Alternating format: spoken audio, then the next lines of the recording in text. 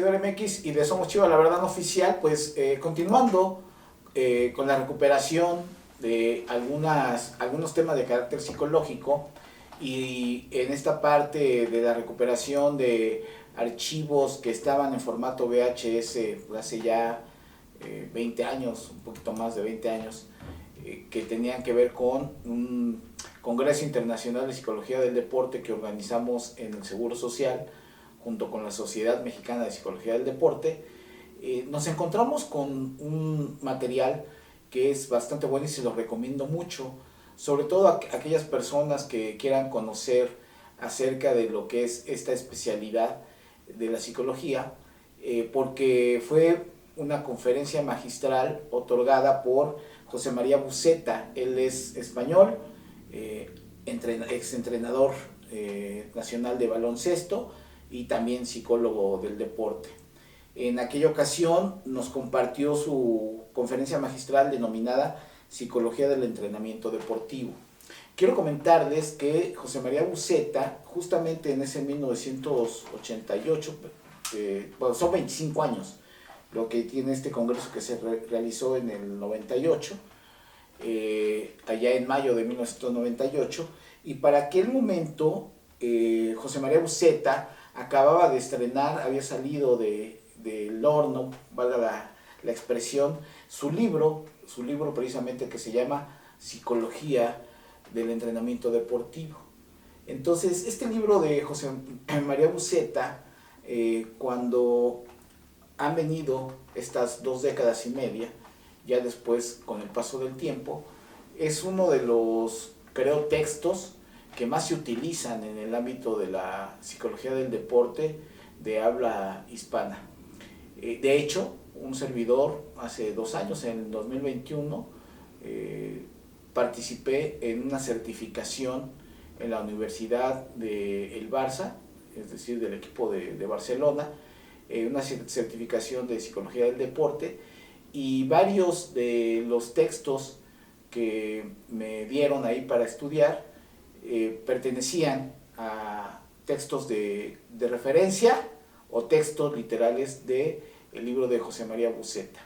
José María Buceta ha sido un formador desde lo que es la UNED, que es precisamente donde él trabaja, en una universidad a distancia de allá de España, y ha sido uno de los formadores más prominentes de su país en materia de psicología del deporte. Es una persona muy reconocida e insisto, revisen este material porque todos los conceptos que maneja ahí es en 1 hora un resumen muy importante de lo que es la intervención de la psicología del deporte, del quehacer cotidiano que se realiza precisamente para optimizar el rendimiento deportivo de los equipos, de los deportes de equipo o de los deportes individuales. Y me parece que es algo que puede permitir a ustedes tener una orientación general de lo que significa esta actividad. Así que, sin más preámbulo, los vamos a dejar precisamente con esta conferencia magistral de José María Buceta y pues les pedimos que nos den sus puntos de vista y que no piensen que porque es un material que tiene 25 años de existencia no tiene una actualidad de lo que ahí se comenta, sino que todo lo contrario. Vamos a ver cómo esta visión que José María Buceta planteó en su libro, pues tiene una vigencia que hasta el momento se sigue dando en mucho de lo que es el trabajo de la psicología del deporte en diferentes países de habla hispana. Así que los dejamos y nos vemos en el próximo video. El tiempo de aplauso ha sido más o menos el 10% que al doctor Rivas, lo cual no me sorprende en absoluto, ¿no? Yo esperaba conseguir solo un 5%. Muchas gracias. Gracias. Claro. Bien. Pregunta, dice usted mencionó las matrices de decisiones. ¿Qué son? Bueno, no podemos, es una técnica, es un instrumento realmente que lo que permite es, no tengo ninguna aquí conmigo y por tanto no puedo exponerla, pero es un instrumento que lo que permite en definitiva es que el deportista pueda tomar una decisión consecuente después de haber comparado distintas alternativas y haber observado qué costes y qué beneficios a corto plazo y a largo plazo le puede proporcionar cada alternativa. Es decir, pensemos por ejemplo en un deportista que tiene que decidir si juega en el América o juega en el Toluca, supongamos, ¿no? Y resulta que diría, opción 1, juego en el América, opción 2, juego en el Toluca. Y diría, a corto plazo, beneficios de jugar en el América, beneficios de jugar en el Toluca, costes a corto plazo. Y después, a medio o largo plazo, igual, beneficios, costes. Y valorando toda la información, a partir de ahí, toma una decisión consecuente, se implica en la decisión y toma una decisión consecuente conociendo el alcance que tiene. Es decir, no solo los beneficios, porque pensemos, yo no entiendo, no sé si el América es mejor que el Toluca, parece que no, que es mejor el Toluca, ¿no? Pero, de momento, este año, ¿no? Pero, porque el América parece que solo tiene éxito cuando no van los árbitros al campo, ¿no?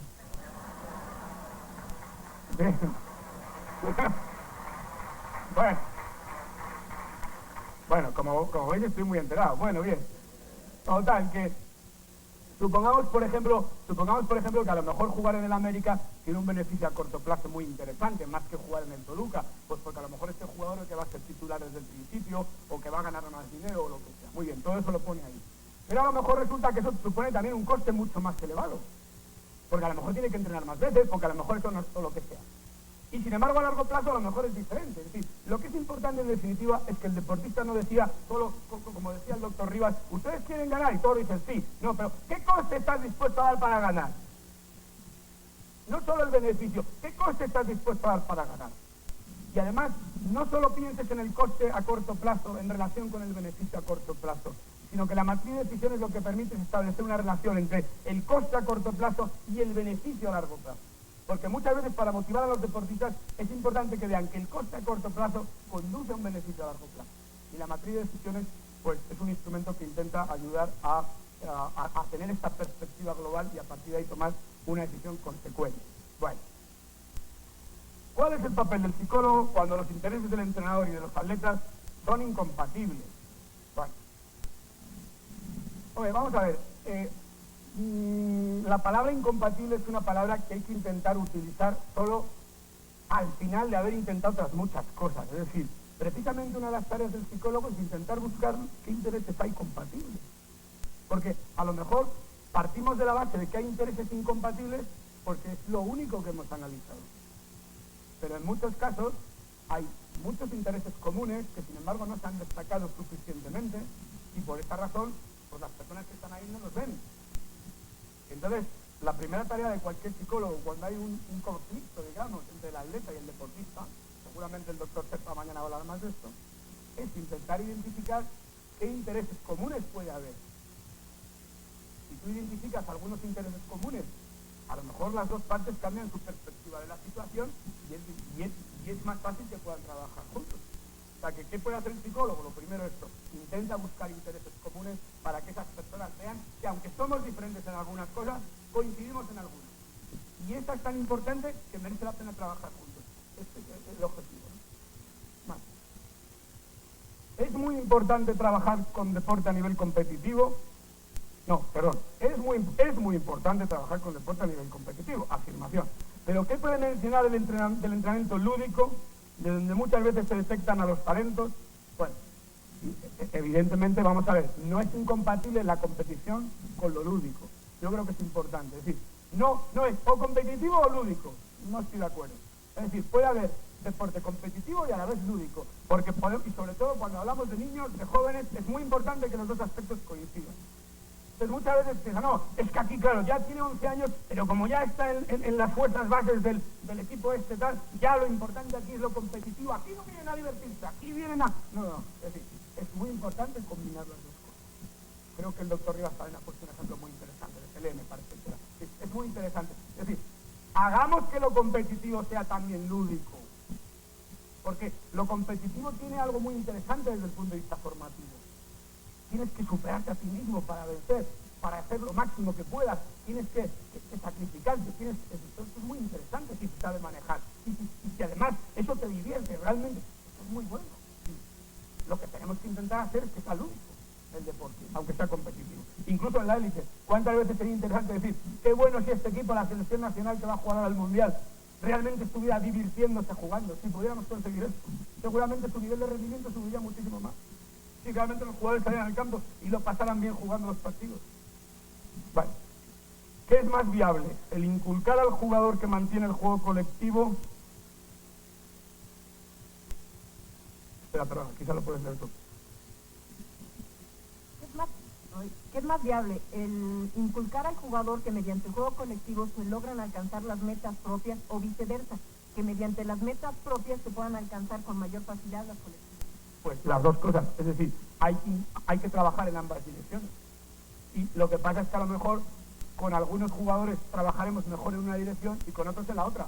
Pero al final tenemos que llegar a esta integración. Es decir, yo consigo mis objetivos individuales ayudando al equipo, pero a su vez para ayudar al equipo necesito conseguir ciertos objetivos individuales. Esto es interesante. Entonces, en algunos casos podemos trabajar más de lo individual al colectivo, pero siempre para llegar a esa integración. Es que tenéis una letra muy bonita, entonces no acabo de... ¿Cómo? A ver, por favor. ¿Cómo convencer al jugador que quiere rendir al máximo nivel, que la ayuda del psicólogo es útil, incluso para él? ¿Por dónde se le llega si cuantitativo lo da y cualitativo no le interesa al jugador? Bueno, en primer lugar, no tenemos que convencer a nadie así de entrada. O sea, nuestro trabajo no es ir convenciendo a la gente, ¿no? Es decir, que tenemos que estar ahí para ayudar a los deportistas cuando lo necesiten. Y precisamente una de las habilidades del psicólogo es detectar qué deportistas están más abiertos a trabajar contigo y qué deportistas lo están menos, ¿verdad? Y si un deportista no está muy abierto a trabajar contigo, entonces prepara el terreno para poder trabajar con él más adelante. Busca la forma de trabajar con ese deportista, a lo mejor de una manera más informal de momento. Y sobre todo, espera el momento en el que ese deportista realmente te puede necesitar. Porque hay deportistas que dicen, yo no necesito al psicólogo, no necesito, pero si eres una persona que te conoce, que estás ahí, etcétera, y llega un momento en que sí te puede necesitar y entonces él mismo a lo mejor te puede venir a preguntar. Esto es como lo de la fábula del cuervo y la zorra y le dice, no sé si es el cuervo a la zorra o la zorra al cuervo, la verdad es que me he olvidado quién le dice a quién, pero bueno, el caso es que uno le dice al otro, ¿no? Y le dice, cuervo, o zorra, no me acuerdo, pero dice, ¿qué puedo hacer para ser tu amigo? ¿Qué puedo hacer para ser tu amigo, no? Me gustaría ser tu amigo y conversar contigo. Y le dice el cuervo o la zorra, le dice, bueno, pues mira, esto es un poco difícil. Dice, de momento tú te pones allí lejos, ¿no? Que yo te vea todos los días, ¿eh? Que yo te vea todos los días. Y cuando me vaya acostumbrando a ti, pues te vas acercando cada vez un poquito más. Y a lo mejor cuando llegues aquí, pues ya podremos conversar, ya nos habremos acostumbrado. Claro, esto pasa muchas veces también con el psicólogo, ¿no? Sí. ¿Qué es lo primero que tenemos que hacer? Lo primero que tenemos que hacer es que algunos deportistas están cerrados. Lo primero que tenemos que hacer es que se acostumbren a nosotros, que se acostumbren a la presencia nuestra. Fabio Capello, un entrenador de fútbol muy importante en Europa, ha sido campeón con el Milán 4 temporadas, estuvo en Madrid dando clases, estuvo en el Real Madrid entrenador, vino a nuestra universidad y comentaba lo importante que él había trabajado en el Milán con dos psicólogos, uno bueno y uno malo. Y el bueno decía, estaba ahí, muchos jugadores no querían trabajar con él, pero estaba ahí. Y en un momento dado los jugadores acudían a preguntarle cosas. Y poco a poco el psicólogo se va ganando la confianza de esos jugadores que son más reacios. Estando ahí y creando una buena relación que permita que ese jugador en un momento dado tenga la confianza de conversar contigo, ¿no? Como el cuervo. Bueno, el entrenador debe ser más escéptico que optimista. ¿Esto es una afirmación o es una pregunta? No hay interrogación, supongo que es una pregunta. ¿El entrenador debe ser más escéptico que optimista? Yo creo que tiene que ser realista. El entrenador tiene que ser realista. Tiene que conocer cuál es la realidad. Y dentro de ese realismo debe tener un talante optimista, pero siempre dentro de un encuadre realista. Es decir, ¿qué es lo que tengo aquí? ¿Qué posibilidades tienen realmente mis chicos? Y a partir de aquí, ¿qué es lo que es viable que puedo hacer? Esta es la clave. ¿Cómo se puede inculcar al jugador que mediante el juego colectivo se logran las propias metas? Bueno, pues encontrando precisamente en cada caso particular la forma. Es decir, que no hay una receta para todos los jugadores.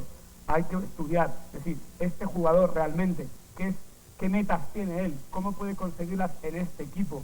Es decir, realmente, tal, y qué meta, a lo mejor no puede conseguir todas, pero podría conseguir otras. Es decir, tenemos que estudiar cada caso individual.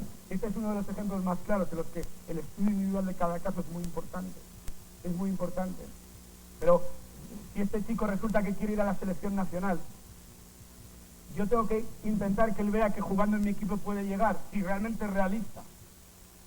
Pero para eso no basta con decírselo. Tengo que elaborar un plan con él, tengo que hacer que él vea que realmente jugando en este equipo de esta manera puede progresar. El tiempo que yo le dedico en el día a día es importante para que él vea que esto va a ser verdad. Y muchas veces los entrenadores simplemente hablan con el jugador al principio de la temporada y dicen, tú estás aquí, voy a trabajar contigo, vas a progresar. Luego no le hacen ni caso en todo el año. O sea que ya no es solo decir, sino hacer. La conducta del entrenador, que realmente el jugador vea que esos objetivos, que esa primera charla que ha habido, luego hay un trabajo que responde a eso. ¿Qué tanto influye en un jugador el no tener la infraestructura suficiente para llevar a cabo su entrenamiento? Hombre, evidentemente la infraestructura, supongo que se refiere a medios técnicos, a instalaciones o balones o cosas así. Hombre, evidentemente, si un equipo no tiene ningún balón, es muy difícil que pueda entrenar igual de bien que uno que tiene 10 balones, ¿no? Es decir, que lo que está claro es que los medios son importantes. Si un jugador no tiene botas, pues no tiene. Ahora, ¿cuántos deportistas han salido adelante sin medios en la historia del deporte? Es más, los grandes deportistas de la élite son gente que empezó sin medios a jugar. En muchos casos. Que jugaban descalzos al fútbol ahí en unas favelas en los alrededores de San Paulo, por ejemplo, en Brasil. ¿Cuántos jugadores han salido de ahí? Y son las grandes estrellas mundiales del fútbol. Y no tenían botas para jugar. Es decir que el decir, como no tenemos medios no podemos hacer nada, no es verdad. Es más, ante cuantos menos medios, más creatividad, más imaginación tenemos que tener para suplirlo. Más tenemos que intentar. Es que solo tengo una portería, solo puedo entrenar en medio campo, no tengo 2 porterías. Tendrás que hacer algo, jugar a lo ancho, tendrás que hacer algo, pero no porque solo tengas una portería digas ya no puedo hacer nada y te sientas ahí en el bar a lamentar. Algo puedes hacer. Es que no tenemos pista de atletismo. Los grandes atletas no tienen pista de atletismo para entrenar. Los grandes atletas etíopes no tienen pista de atletismo. Corren descalzos por las montañas. Son los grandes campeones. Hombre, si quieres hacer esgrima y no tienes floretes, pues es muy difícil. Pero puedes aprender con un palo, pero es más complicado, ¿no? Pero vamos, pero incluso se podría aprender, a lo mejor. Bueno, en la Edad Media, pues los entrenamientos los hacían con espadas de palo, no de verdad, ¿no? A veces hacían exposición y ensayo a las condiciones de la competición y morían algunos, ¿no? Pero cuando era la fase de aprendizaje era con palos siempre. Bueno, ¿cómo funciona el método psicológico en la técnica de decisión-ejecución en jugadas extremas de velocidad? Repeating, please, no me he enterado muy bien. Perdonad, pero no domino. ¿Y cómo funciona el método psicológico en la técnica de decisión-ejecución en jugadas extremas de velocidad? No sé qué quiere decir. ¿Tú qué interpretas? Perdón, ejemplo, perdón, el que está, perdonad, es un ejemplo. Una jugada rápida en voleibol donde existe y es parte del juego la ansiedad. Vamos a ver, el método psicológico, no hay un método psicológico, es decir, si hablamos de la metodología que la psicología ha elaborado, bueno, yo interpreto esta pregunta, ¿cómo rinde mejor el deportista, un jugador de voleibol, cuando tiene ansiedad? El que haya hecho la pregunta puede hacer así, incluso tapándose los ojos, no quiere decir quién ha sido. Pero vamos, si no dice nada, es que esto es lo que voy a contestar. Es decir, ¿cómo rinde mejor un jugador, tanto en su decisión como en su ejecución? ¿Cómo se puede aplicar técnicas psicológicas? Me imagino que quiere decir esto, cuando puede haber una jugada de mucha velocidad, en la que tiene que actuar muy rápido, ¿verdad? Con mucha precisión y puede haber ansiedad.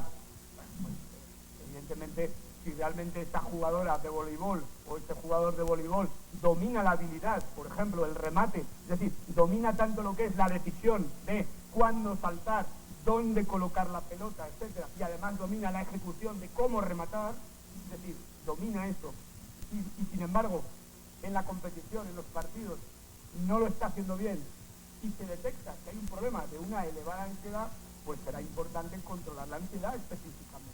Sí, el método psicológico, en definitiva, lo que hará aquí, primero, detectar dónde está el problema. ¿Dónde está el problema? ¿Es un problema de que ejecuta mal? ¿Es un problema de que decide mal? ¿O es un problema de que efectivamente juega con demasiada ansiedad? Si el problema fuera simplemente la ansiedad, habrá que utilizar alguna estrategia psicológica, alguna técnica psicológica para ayudar a este jugador a que juegue con menos ansiedad. Y a la vez será interesante en el entrenamiento plantear, por ejemplo, situaciones de partido en las que pueda haber una ansiedad de este tipo, y no igual, sí parecida, y que en esas situaciones del entrenamiento, exposición de ensayo, este jugador de voleibol tenga que rematar,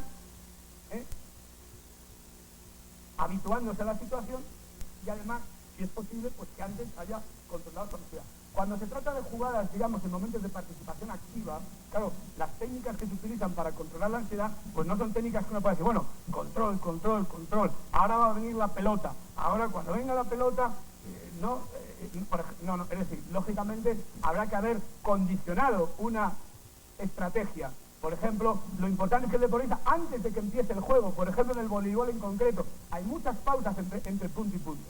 Entre punto y punto es cuando el jugador de voleibol tiene que regular su activación. Ya sea ansiedad, ya sea hostilidad o ya sea lo que sea. Sí, su nivel de activación, que es lo que está directamente relacionado con el rendimiento, tiene que regularlo cuando, entre punto y punto. Es decir, que ha terminado el punto, mientras empieza el punto que están ahí, golpecitos y tal, a muchos en vez de dar golpecitos lo que tenían que hacer es controlar la ansiedad. Oh, eso, vale, muy bien, golpecitos, bien, muy bien.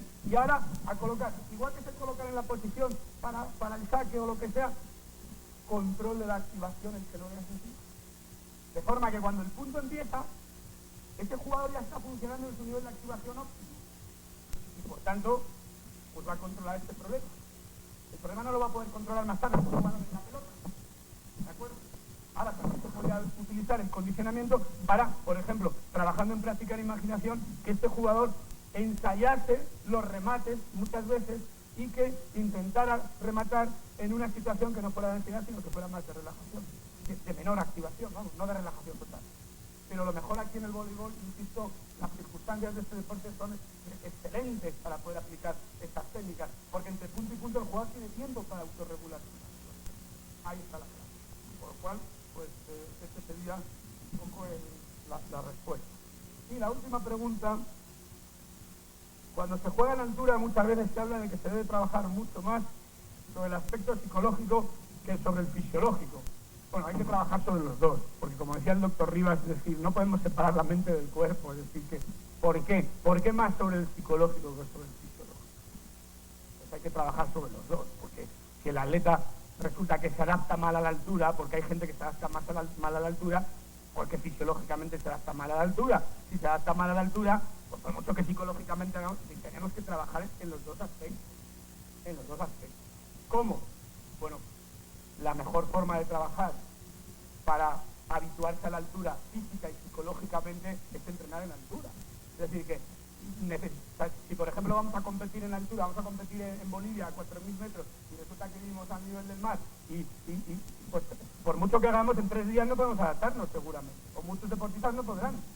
Luego la clave será que habrá que ir a Bolivia con suficiente tiempo y a partir de ahí ayudar a los deportistas a que puedan, primero, anticiparles lo que va a pasar, anticiparles posibles síntomas que pueden tener para que eso no sea tan estresante, prepararles en ese sentido, desarrollar algunas técnicas que a ellos les ayuden, por ejemplo, programar bien su tiempo. Muchos deportistas cuando van por primera vez en altura, el problema que tienen es que quieren hacer demasiado. Hay que ir poco a poco, es importante. Bueno. Muchas gracias por todo, muy amable. Con valores, negativo con prejuicios. Ya profesionales que trabajan en este campo, ¿no? Otras veces, pues, algunos de ustedes son estudiantes que están terminando, bueno, algún día se llega a ser profesional también, ¿no? O sea, que nadie se desanime porque todo el mundo puede llegar. Pero lo que está claro es que veo que hay un nivel bastante interesante y personas que ya tienen mucho conocimiento de este campo, y siempre es agradable hablar a una audiencia que ya tiene un conocimiento del campo del que vamos a hablar. Bien, dicho esto, la verdad es que me he olvidado cómo se llama el título de la conferencia, no me acuerdo.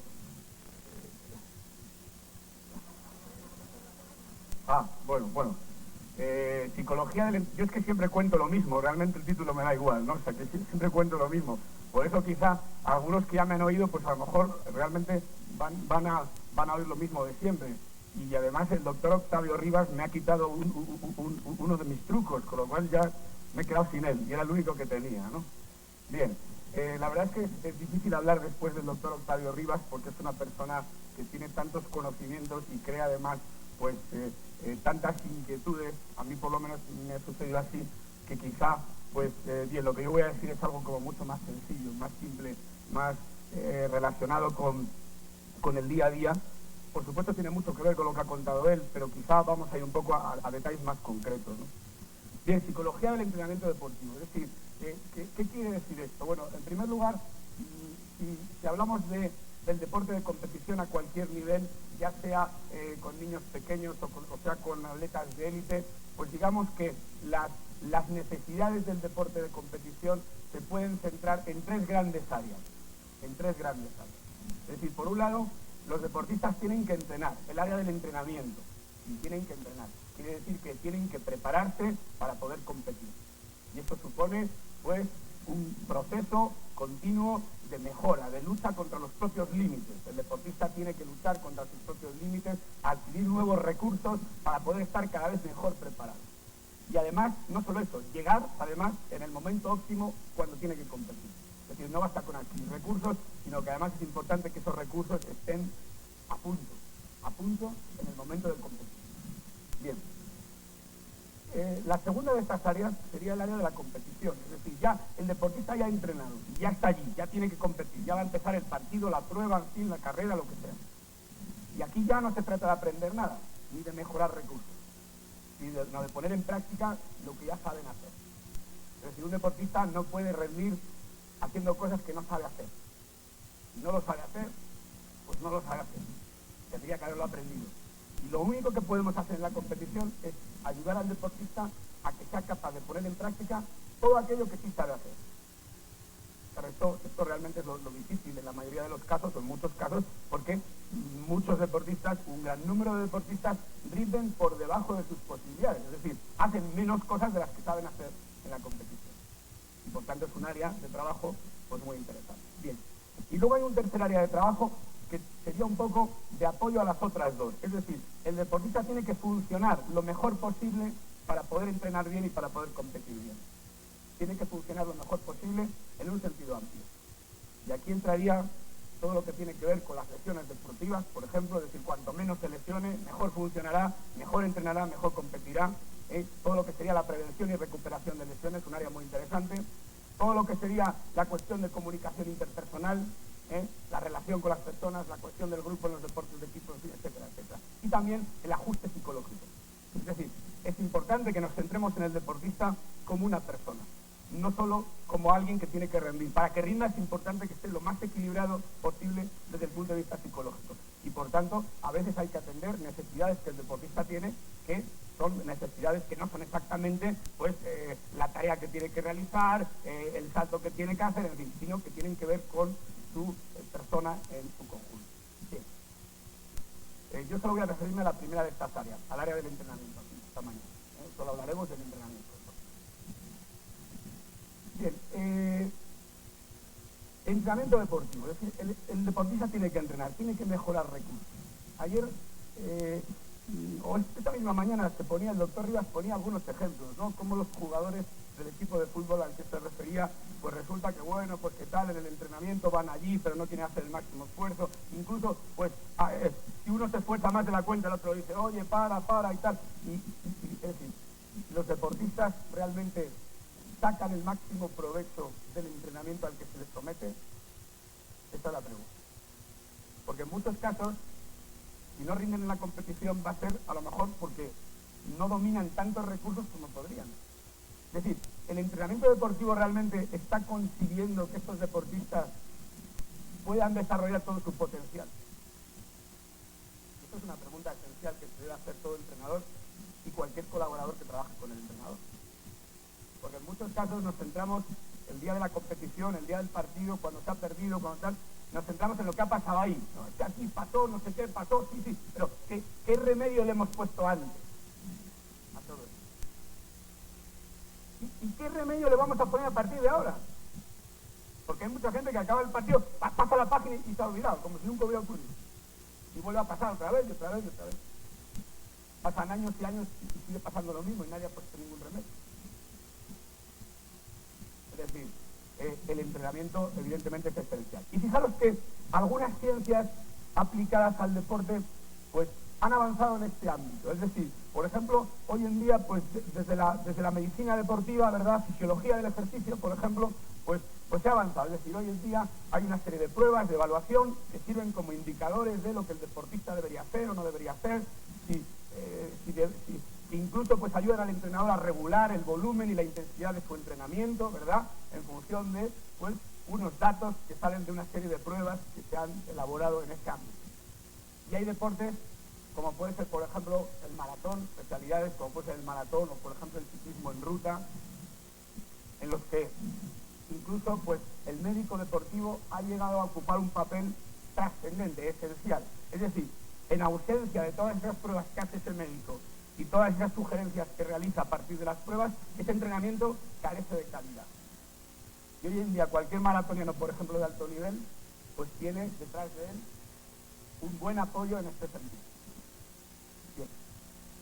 Es decir, que hay en algunos campos se le ha dado importancia a estas cuestiones, se le da importancia a el aspecto cualitativo del entrenamiento, no solo al aspecto cuantitativo, al aspecto cualitativo, y por tanto ya no es solo cuántas horas tiene que entrenar un deportista, cuánto tiempo tiene que dedicar, sino también la calidad, lo que ocurre ahí, es decir, qué es lo que realmente hace, en qué dirección trabaja, va en la dirección correcta. Porque claro, hubo un momento que pensamos que lo importante era entrenar mucho.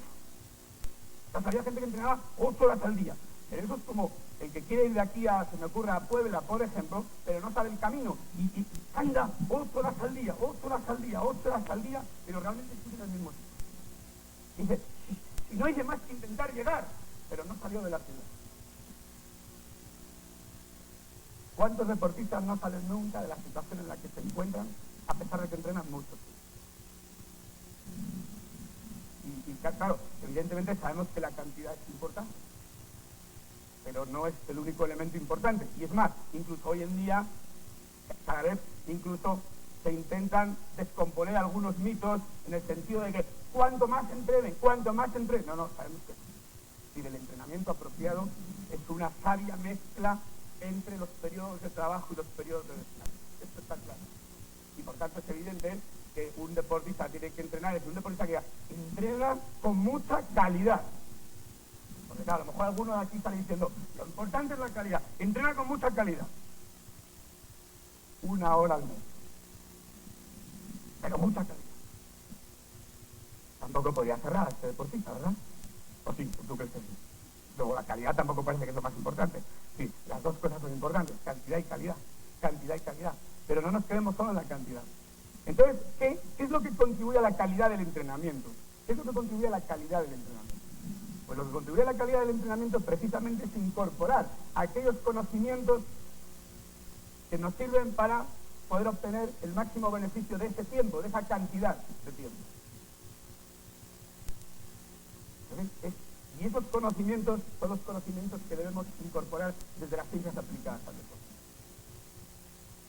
En ese sentido, la psicología en este momento es una ciencia que, a pesar de que tiene mucho que aportar, pues de momento aporta muy poco. Es más, el trabajo que en general los psicólogos han realizado hasta ahora, mayoritariamente, se centra en el área de la competición, fundamentalmente. En algunos casos en el área del entrenamiento, pero digamos que es algo como más reciente.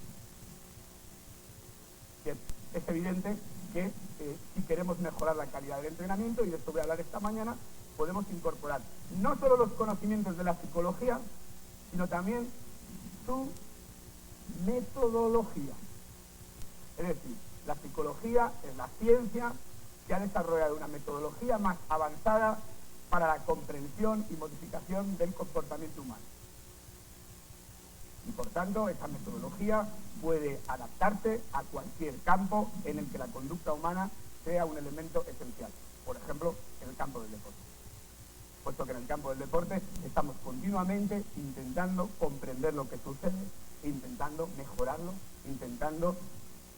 más, intentando mejorarlo todavía más, y nunca hay un límite para el que realmente quiere seguir progresando. Entonces, evidentemente, cuanto más vamos avanzando, más complejo es el problema con el que nos encontramos, más complejo es comprender realmente lo que está sucediendo y más complejo es cambiarlo. Y precisamente por eso muchas personas, muchos atletas se van quedando en el camino. Evidentemente, si empiezan 100, los 100 no pueden llegar a ser grandes deportistas de alto nivel, que 100 que empezasen, por ejemplo, con 10 años. Pero la pirámide puede ser más estrecha o más ancha en su punta. Evidentemente hay pirámides que son pues tan afiladas, que no te puedes ni poner en la punta porque te caes, ¿verdad? Y hay otras que tienen pues una base, incluso arriba del todo, un poquito más grande, y bueno, pues puedes tener más gente que está. Es decir, ¿cuántos deportistas? Y vosotros podéis pensar incluso en vuestra propia experiencia. Yo lo pienso muchas veces y la verdad es que me aterro cuando pienso en la mía, en mi propia experiencia como entrenador y como psicólogo. ¿Cuántos deportistas se han quedado en el camino que podrían haber llegado? ¿Y qué responsabilidad tengo yo en este proceso? Es una pregunta dura, es una pregunta... a veces es una pregunta incómoda si uno se la hace sinceramente. Porque, pero a su vez es una pregunta estimulante en el sentido de que, bueno, a pesar de que yo lo sé todo, y creo que lo sé todo, y todo lo he hecho también, y ya no puedo aprender nada de nadie, pues da la impresión de que podría mejorar, porque da la impresión de que hay muchos atletas que se han quedado en el camino, a los que yo podría haber ayudado y sin embargo no lo he logrado. Entonces, ¿qué aporta la psicología al campo del entrenamiento deportivo? Su conocimiento y su metodología. Bien, si creemos realmente que la psicología puede aportar algo al entrenamiento deportivo, es importante entonces integrar lo psicológico y lo deportivo. Es decir, no puede estar lo deportivo por un lado y lo psicológico por otro. Lo deportivo por un lado y lo psicológico por otro. Entonces, por un lado está el entrenador, por otro lado está el psicólogo o quien sea, o tal. No. Lo deportivo y lo psicológico tienen que estar integrados. Es decir, que la aportación de la psicología no es solo para mejorar en las habilidades psicológicas, sino que es para mejorar también en el comportamiento físico, técnico y táctico estratégico. Es decir, que puede mejorar un deportista físicamente si incorpora la psicología a su entrenamiento. Puede mejorar técnicamente, puede mejorar tácticamente y puede mejorar psicológicamente. Es decir, que no hablamos de por un lado una cosa y por otro lado la otra. No. Es más, en muchos casos hay una relación muy importante entre unas cosas. Esto por un lado. Y por otro lado está el propio entrenamiento psicológico debe integrarse en el conjunto del entrenamiento deportivo, como comentaba Gloria Balaguer ayer perfectamente en su conferencia. Bien. Esto nos lleva además a un problema muy interesante, del que hablaré también un poquito, y es, ¿quién aplica la psicología? ¿Va el psicólogo al campo a aplicar técnicas? Los entrenadores deben ser los psicólogos, quizás. Con lo cual los psicólogos, pues realmente lo único, solo hacemos falta 3 o 4 para que enseñemos a los entrenadores lo que tienen que hacer. Bien, esto es interesante y dejo la interrogante puesta, aunque pueda sacar mi opinión al respecto, claro. Bien. Bueno, vamos entonces a entrar en materia. Yo siempre hago la prueba del agua. Si se me cae mucha, es que estoy muy nervioso, entonces tengo que bajar la ansiedad. ¿Os dais cuenta, no? Autorregulación. Es muy importante. Un entrenador debería hacerlo siempre antes de salir a la cancha. Hace así. Si se le cae mucha agua del vaso, es que antes de salir a la cancha tiene que hacer algún ejercicio y salir un poquito más tranquilo. Un truquillo, tomar nota porque es muy bueno. Bueno, bien. No lo habían dicho antes, además, esto es nuevo. Bueno. Vamos a ver. ¿Qué parcelas o qué áreas, qué cometidos tiene el entrenamiento deportivo? Evidentemente los deportes son diferentes y en función de cada deporte, luego todo esto que voy a decir habrá que adaptarlo de una manera o de otra, en función de la edad de los deportistas también. Pero Si buscamos elementos comunes entre todos los deportes, nos encontramos que los entrenamientos deportivos, por un lado, empiezan con una buena planificación del entrenamiento. Una buena planificación del entrenamiento es el comienzo de un buen entrenamiento. Una planificación más general, luego unas planificaciones más específicas, en fin, por periodos, etcétera. No voy a hablar de esto porque los entrenadores pues tienen ya sus conocimientos al respecto. Ahora, ¿qué pasa muchas veces?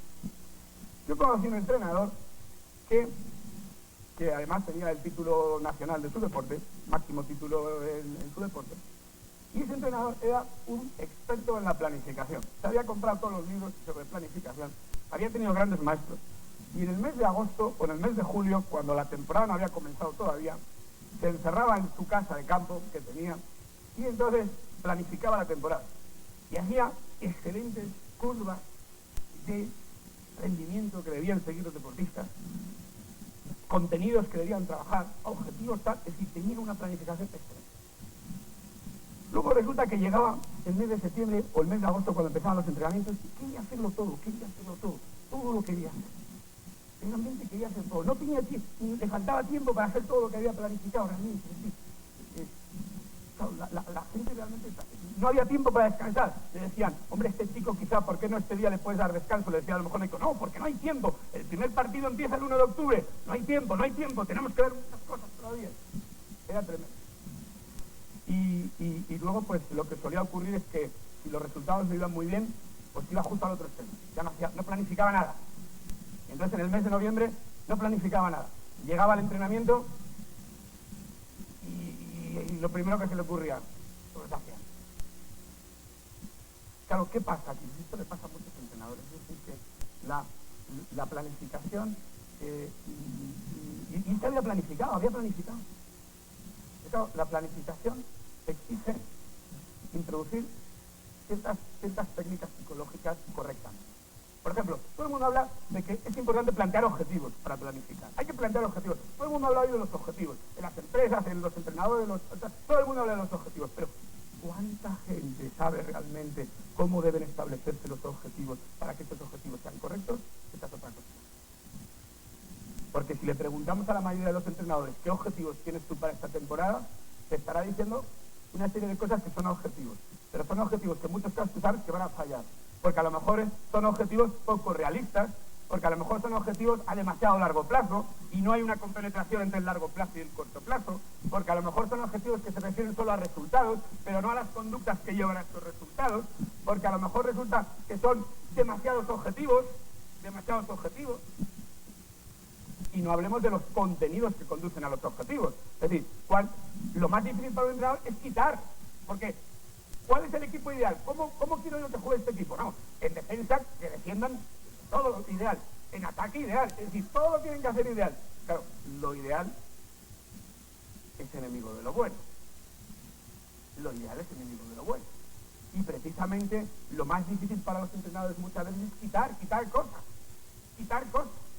Es decir, establecer prioridades respecto a los contenidos que uno tiene, seleccionar, tomar decisiones respecto a esos contenidos y ver qué contenidos le interesan más en función de los objetivos que tiene, en función de la relación que tienen unos con otros, en función de una serie de cuestiones. Bien, no voy a hablar mucho de esta parte de la planificación, pero sí quiero que veáis la importancia que tiene incorporar algunas estrategias psicológicas y algunos incluso instrumentos psicológicos, como pueden ser matrices de toma de decisiones, por ejemplo, a la hora de establecer objetivos, establecer prioridades y tomar decisiones finales. Bien, hablemos de otras parcelas. ¿Qué pasa una vez que se ha planificado el entrenamiento? Después que se ha planificado, ¿qué ocurre? Pues parece que ya está todo hecho, ¿no? Pero lo importante es que esto que se ha planificado, ahora hay que hacerlo. Y para hacerlo, ¿qué es lo más importante? ¿Qué es lo más importante para hacer lo que se ha planificado?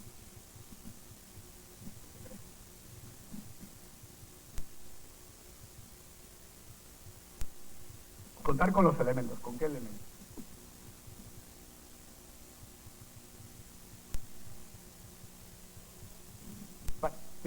Bueno. La capacidad del deportista, del entrenador. Bueno, voy a anticipar. A veces, si fuera un taller, haría 10 o 15 preguntas a ver quién daba en el clavo. Casi nadie dice lo que yo luego voy a decir. Porque o sea, lo más importante para que los deportistas se beneficien del plan que hace el entrenador es que vayan a entrenar. Es que vayan a entrenar. Y esto os parecerá algo obvio, pero es que el absentismo laboral de los deportistas es elevadísimo. Es decir, ¿cuántos equipos de fútbol entrenan con 14 jugadores o con 10 jugadores? En algunos, sobre todo depende del contexto. Claro, en el contexto amateur ni siquiera van. En el contexto profesional van porque tienen que ir. Pero a lo mejor pues, les duele aquí, no sé qué, empiezan pero se sientan. Es decir, que hay... Claro, y resulta que en algunos atletas, por ejemplo, que tienen que hacer un determinado plan, pero de pronto hay días que no lo hacen porque les pasaba algo, porque no fueron, porque... Y entonces resulta que ese plan tan bien elaborado del entrenador no se puede cumplir. Porque si el entrenador ha hecho bien el plan, lo importante es que se lleve a cabo ese plan. Y para que se lleve a cabo el plan es importante que haya una buena adherencia. Una buena adherencia al entrenamiento. La gente tiene que asistir a las sesiones de entrenamiento, tiene que llegar con puntualidad y luego tiene que realizar las tareas correspondientes en la medida correspondiente. Es decir, si tiene que hacer 10 veces levantar la pierna, pues tiene que levantarla 10 veces y no 7. Si tiene que hacer 20 minutos de carrera continua, tiene que hacer 20 y no 15. Y si resulta que tiene que realizar 10 ejercicios, tiene que realizarlos 10 y no 5. Y si cuando realiza todo resulta que eso no va bien, entonces el entrenador tendrá que reflexionar y cambiar el plan. Pero de momento, si el plan está bien elaborado, tiene que haber adherencia. Claro, la adherencia, fijaros, la falta de... Y entonces tenemos dos problemas. Tenemos el problema de falta de adherencia y de exceso de adherencia. Falta de adherencia, lo que acabo de explicar. Exceso de adherencia, todo lo contrario. Más difícil de detectar, porque a todos nos gusta el deportista que entrena más de la cuenta, ¿no? Qué bien este chico que terminó el entrenamiento y él sigue por su cuenta, ¿no? Y qué bien este chico que cuando había que descansar, él siguió entrenando, él fue a entrenar y te pide la llave del gimnasio para ir por su cuenta y de pronto le ves que sale a correr y tal. Y entonces, claro, le pasa como a uno que conocí yo, que corría los 5.000 metros y claro, el día antes de la carrera se pegaba una paliza de correr 5.000 metros y luego cuando llegaba la carrera no podía ni tomar la salida.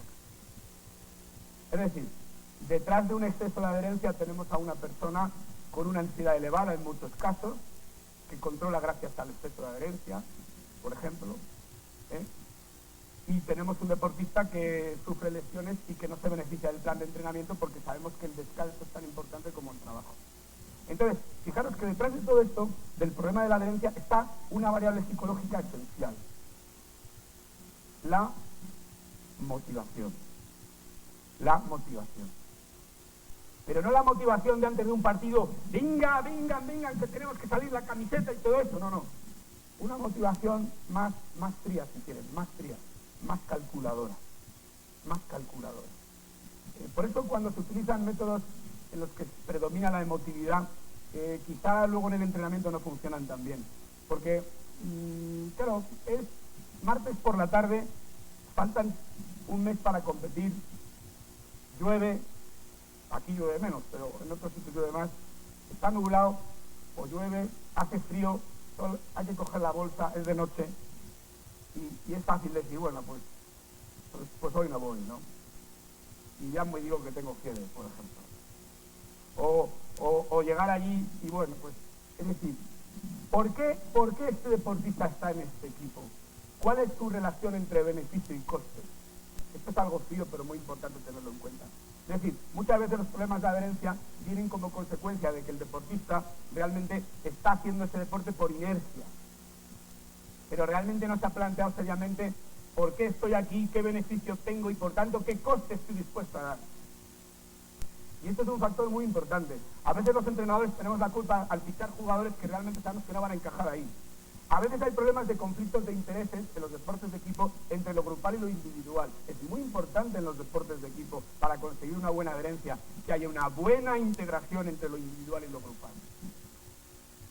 ¿Cómo voy a colaborar yo con este equipo si realmente percibo que no obtengo ningún beneficio para mí? Y esto, hombre, quizá no sea muy altruista, pero es como piensan nuestros deportistas en muchos casos. Y entonces el psicólogo, en mi opinión, tiene que ser un poquito escéptico, tiene que ser un poquito aséptico a veces en estas cosas y decir, ¿cuál es la realidad que tengo delante y cómo puedo mejorarla? Pero no podemos pensar en un planteamiento utópico y decir, no, es que lo importante es que los chicos no sean individualistas, que no piensen en sí mismos. Bien, esto está bien, pero lo que está claro es que los que tengo ahí piensan así. Y yo tengo que intentar conseguir que esa gente, aun pensando así, se integre en el grupo y trabaje para el grupo. Pero para trabajar para el grupo es importante que piensen que trabajando para el grupo se benefician ellos. Y esto es interesante, porque es la forma en la que las personas pueden llegar a colaborar con un colectivo. Ni siquiera las monjas que están en la selva haciendo una tarea altruista para un colectivo lo harían si no se beneficiaran personalmente. Será un beneficio personal, interno, de satisfacción personal, de sentirse más cerca de Dios o lo que sea. Pero lo que está claro es que ninguna está ahí si no obtuviera algún tipo de beneficio. Es decir, todos participamos en algún colectivo porque tenemos algún beneficio personal. Para unos será material, para otros será espiritual, pero siempre hay un beneficio personal. Y si no encontramos ese beneficio, es muy difícil que colaboremos con el colectivo con el que estamos trabajando.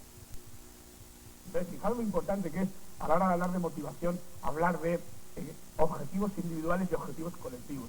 Ver cómo se pueden integrar. ¿Qué quiero yo? Quiero que todos los jugadores de mi equipo perciban que jugando en este equipo y colaborando para el objetivo colectivo, ellos van a conseguir sus objetivos personales. Y esto no siempre ocurre. Me parece que cuando vine la otra vez a Automí puse este ejemplo, y lo puse, perdonadme, pero este es un ejemplo muy ilustrativo. En España, por ejemplo, en Europa en general, y quizá aquí también, aquí no lo sé, pues hay muchos deportistas de deportes de equipo que a lo mejor están un poco venidos a menos y que a lo mejor han jugado en la primera liga y de pronto fichan por equipos de segundas ligas o de terceras ligas. Ya no pueden jugar en la primera liga, pero van a la segunda división, a la tercera división, porque bueno, pueden ayudar al equipo a ascender. Y resulta que muchos de esos jugadores saben que en el momento que el equipo ascienda, lo primero que van a hacer es quitarlos del equipo, porque ya no sirven para jugar arriba. Y entonces se da el caso muchas veces de que un equipo ha ido muy bien durante la temporada regular y cuando llega, digamos, la fase final o una liguilla de ascenso y tal, resulta que el equipo falla. ¿Qué tiene este chaval con los bien que ha jugado todo el año y justo ahora, oye, ¿qué tiene que le ha pillado? Además, claro, son jugadores que lo saben. Siempre hay, llego en mal momento, la pierna, no sé qué, 3 semanas antes ya están dando excusas como para que no van a rendir. ¿Y qué pasa? Pues en muchos casos estamos ante jugadores que dicen, si es que el equipo no sube, siguen en el equipo, siguen teniendo contratos, siguen teniendo trabajo, y si el equipo sube les van a quitar. ¿Cómo podemos lograr una motivación apropiada si le estamos pidiendo a un deportista que vaya contra su propio interés cuando, es decir, trabaja usted para el interés del grupo y eso va a suponer ir contra usted mismo?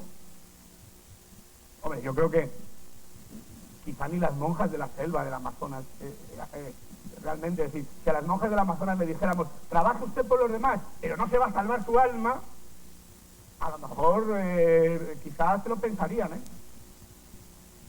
A lo mejor empezarían a pensar que hay que hacer otras cosas para salvar el alma, y no esa. Lo que pasa es que, bueno, vale. Es decir, en definitiva, que conste que yo tengo mucho respeto por las monjas, francamente lo digo, ¿no? Pero creo que precisamente es un buen ejemplo para demostrar que no es un problema de altruismo o de materialismo, es un problema de que trabajamos por el grupo mientras nosotros consigamos un beneficio personal, del tipo que sea. Y ahí es donde entra ya pues, lo que cada uno entienda por eso. Pero es difícil que trabajemos por un colectivo cuando va contra nosotros. Y esto le estamos pidiendo a los deportistas muchas veces esto. Porque ¿qué pasa? El objetivo personal del entrenador normalmente está identificado con el objetivo del equipo. Por eso los entrenadores muchas veces no comprendemos que a lo mejor algunos de nuestros jugadores no es así para ellos. Y por tanto, es importante buscar qué incentivos puedo buscar para este jugador, cómo puedo conseguir que realmente esté motivado para trabajar con nosotros. El psicólogo tiene una tarea tremenda aquí para pensar, para intentar todo ese conocimiento psicológico que tiene, intentar pensar, cómo puedo conseguir que este deportista realmente trabaje para nosotros, cómo lo puedo conseguir. Y este es uno, este es otro, y a lo mejor tengo que utilizar estrategias diferentes para cada uno. Más. ¿A qué hora termina esto? ¿A las 3 de la tarde o 4? Bueno,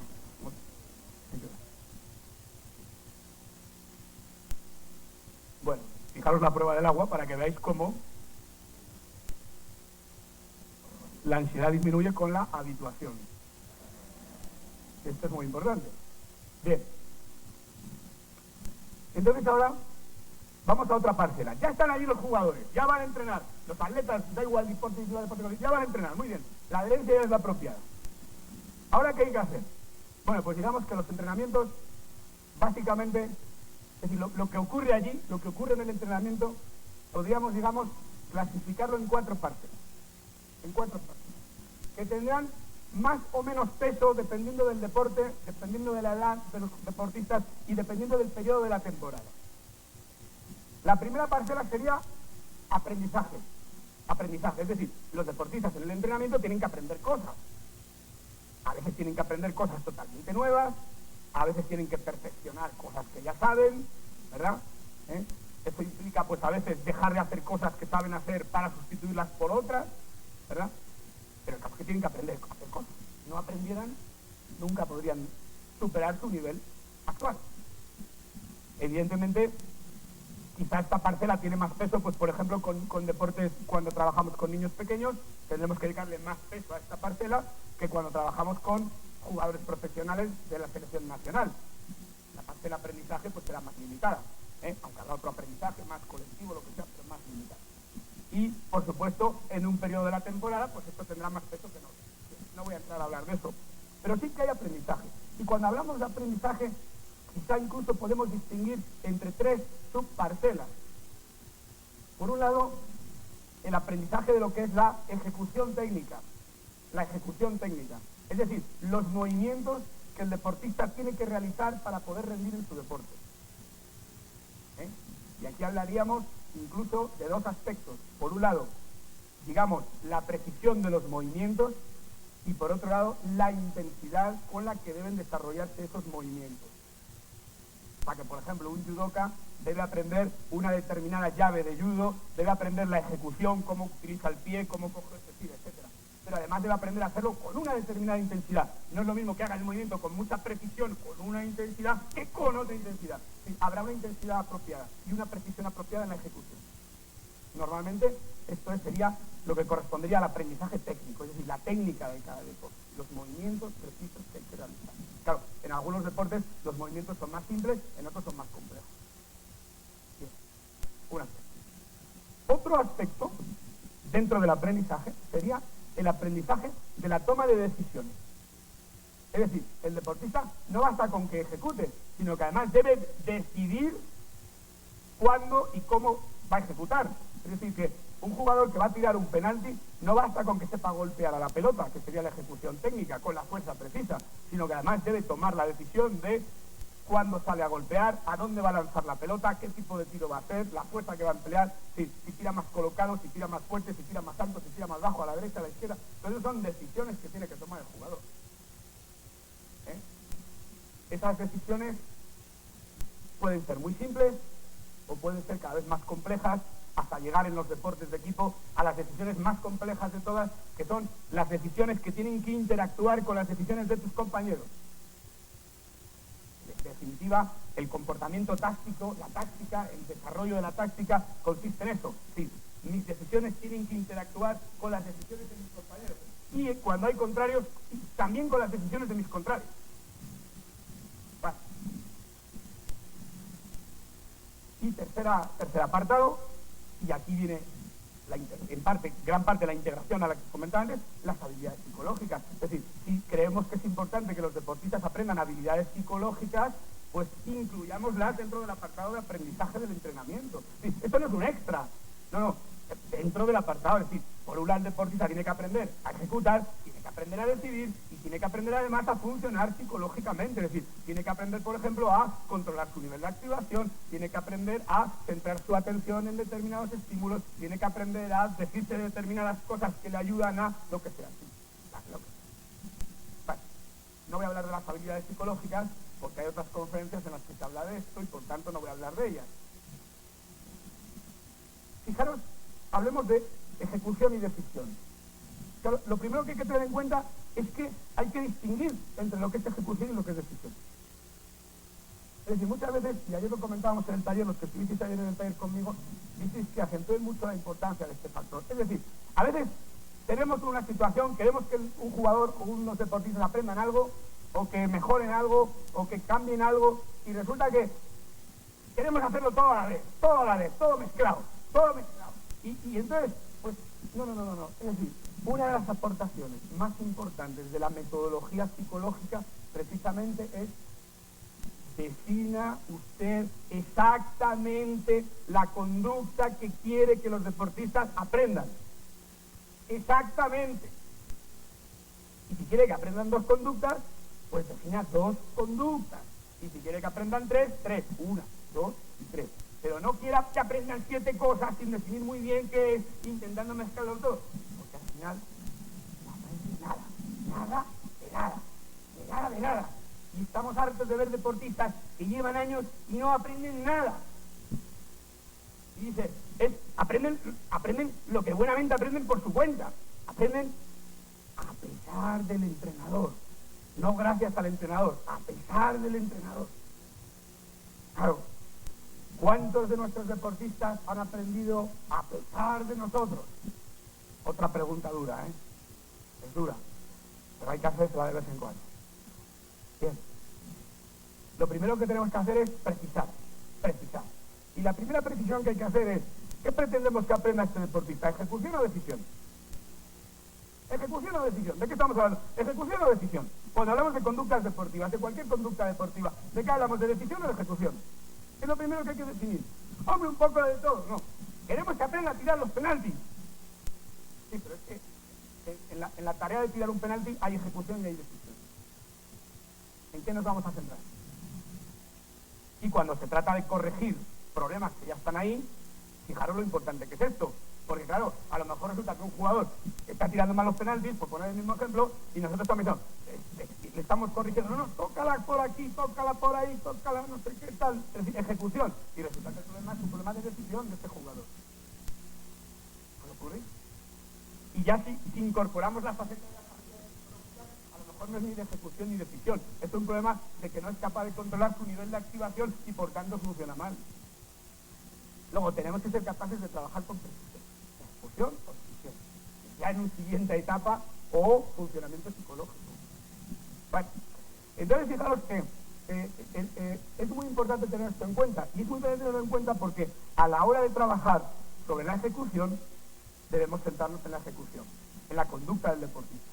A la hora de trabajar sobre la decisión, debemos centrarnos en aquellos estímulos antecedentes que determinan la calidad de la decisión. Es decir, la decisión será buena o mala en función de que estén presentes o no una serie de criterios que el entrenador debe establecer y también debe definir correctamente. Dice, bueno, ¿debo pasar o debo tirar a gol? ¿Debo tirar a canasta o debo pasarlo a mi compañero?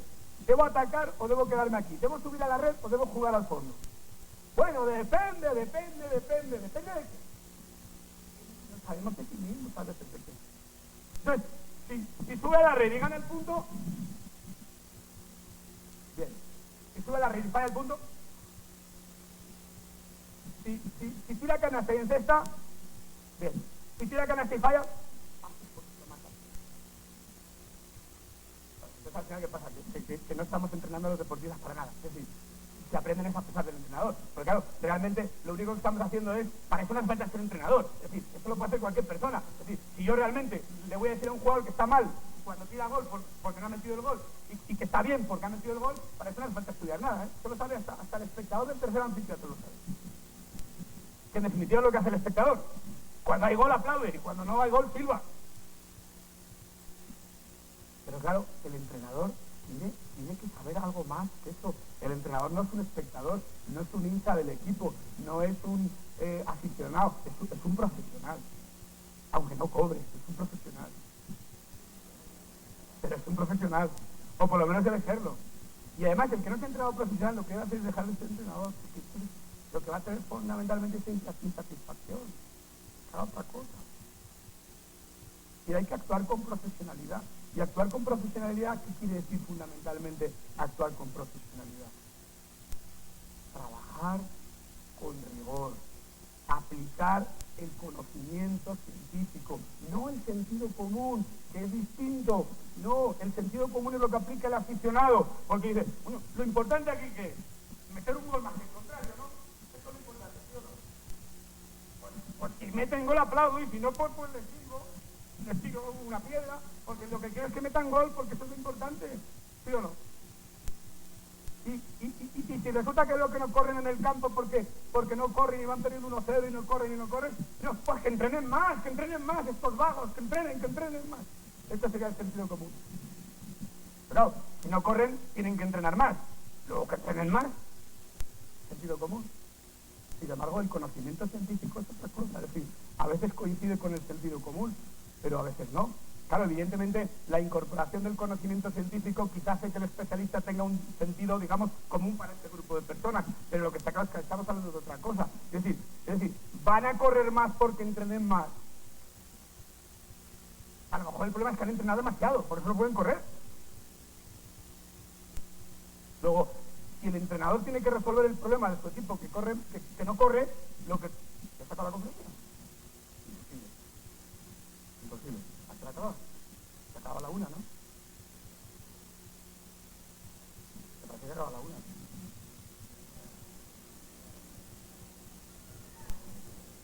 Son las 12. No hay problema, fue un problema del cronómetro, que se paró el cronómetro, no hay problema. Son las 12, ¿verdad? ¿Tienen las 12? Hora de México. Bueno, pues entonces no hay problema. Quedan 45 minutos. Vamos, cuando quieran me echan. Bueno. ¿Qué estaba contando? Muy interesante, claro. Dice, claro, el entrenador tiene un problema, su equipo no corre. ¿Qué hace el entrenador? Tiene que estudiar el problema, tiene que ver dónde está el problema, y a lo mejor pues el problema es que entrena demasiado, que entrena poco, que tiene que saber. Por eso pasa con el aprendizaje. Es decir, nosotros no podemos juzgar las decisiones de nuestros deportistas en función del resultado final. ¿Por qué? Porque el resultado final no depende solo de la decisión, también depende de la ejecución, y también depende del contrario, cuando es un deporte en el que hay contrarios. Las decisiones correctas serán aquellas que aumenten la probabilidad de un buen resultado. Y por tanto, el criterio para establecer una buena decisión o una mala decisión es un criterio que debe tomarse antes de la decisión. ¿En función de qué? En función de los estímulos que están presentes en este momento. Esto es metodología psicológica, totalmente. Y la gente del deporte muchas veces está bien dando vueltas a lo de las decisiones y vueltas. Y bueno, no empleo una expresión porque no es muy correcta que utilizamos en España. Quizá aquí es correcta, pero como no lo sé, no lo digo. Pero el caso es que se hacen un lío por todas partes, por todas. Y entonces, ¿qué pasa? Que, no, pero es que esto es muy sencillo. Aplique usted la metodología psicológica. Estudie usted exactamente qué decisión concreta quiere que tomen. ¿Qué estímulos antecedentes deben estar presentes para determinar si la decisión debe tomarse o no? Y a partir de ahí, le den el feedback al deportista bien o mal en función de esos criterios. Esta es la clave del asunto. Bueno, voy a pararme aquí porque tengo que hablar de otras cosas, pero que veáis la importancia que tiene entonces la incorporación del conocimiento psicológico al desarrollo del comportamiento táctico, más simple o más complejo. Más simple o más complejo. ¿Cuántos deportistas toman muy malas decisiones? Son grandes jugadores, por ejemplo, de básquetbol, que es el deporte que yo más conozco, y resulta que cuando quedan a lo mejor 30 segundos tienen la pelota y no saben qué hacer con ella. ¿Quién les ha enseñado a tomar una decisión en ese momento concreto, preciso, ante esa situación determinada? ¿Quién le ha dicho cuáles son los criterios que deben estar presentes ahí para tirar o pasar o votar? Nunca lo han entrenado, ni siquiera en la NBA. Bien. Siguiente cuestión.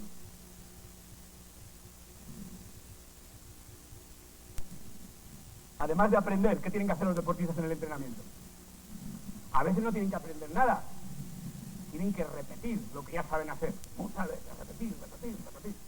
Por ejemplo, tienen que hacer muchas series de carreras, repetir ejercicios de pesas, o tirar muchas veces a canasta, o dar muchas veces con los golpes en el golf, o en tenis, servicios, en fin, lo que sea, o en un gimnasta, su ejercicio, repetirlo miles de veces, cientos de veces, muchas veces.